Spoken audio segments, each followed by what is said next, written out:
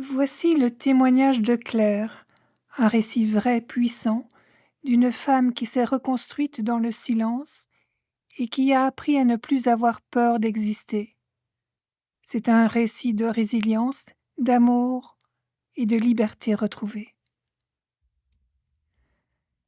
Ce n'est pas lui qui m'a détruite, c'est moi qui lui ai remis entre les mains ce que j'avais de plus fragile.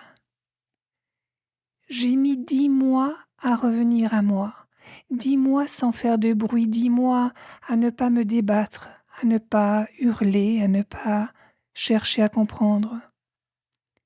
J'ai choisi le silence.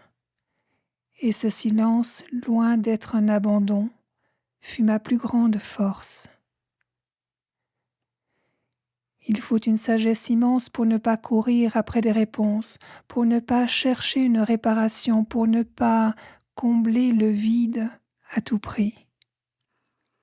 Il faut un courage fou pour accueillir ce vide et rester là, debout, sans fuir. J'ai compris que dans ce vide pouvaient émerger des trésors plus profonds, plus vrais. Ce silence m'a auto-sécurisée. Il m'a montré que je pouvais me tenir droite, sans explication, sans validation extérieure. Je n'attends plus, je ne suis plus dans la peur. Mon viseur a changé. Il ne pointe plus vers l'injustice, la colère ou le besoin de reconnaissance. Il est tourné vers l'amour, celui que je me donne à moi-même, celui que je mérite. Gabriel n'a pas détruit mon cœur. Il a détruit ce que j'avais construit autour, cette surcouche faite de peur, de croyances, de fausses forces. Il a mis à terre des pans entiers de moi que je croyais essentiels, mais qui en fait étaient des prisons. Et c'est là que j'ai compris.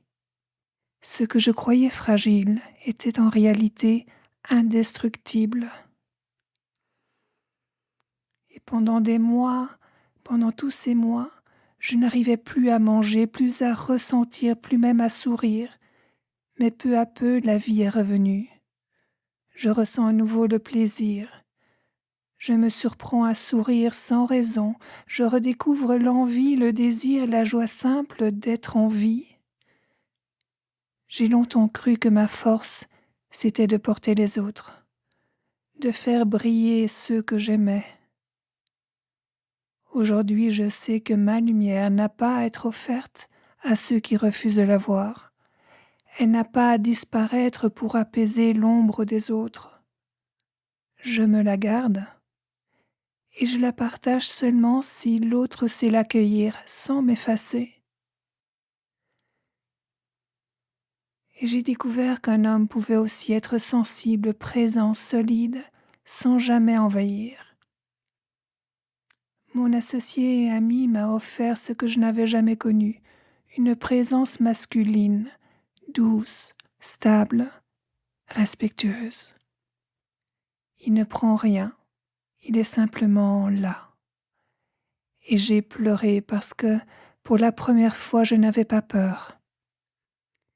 Je n'ai plus besoin de combler un vide, je n'ai plus besoin d'être aimé pour exister. Je choisis avec discernement. Je m'ouvre à nouveau, mais je ne me perds plus. La véritable force est dans la vulnérabilité assumée, dans l'accueil de ce qui tremble, dans le fait de ne plus avoir peur d'être vu tel que je suis. Et aujourd'hui, j'ouvre à nouveau la porte.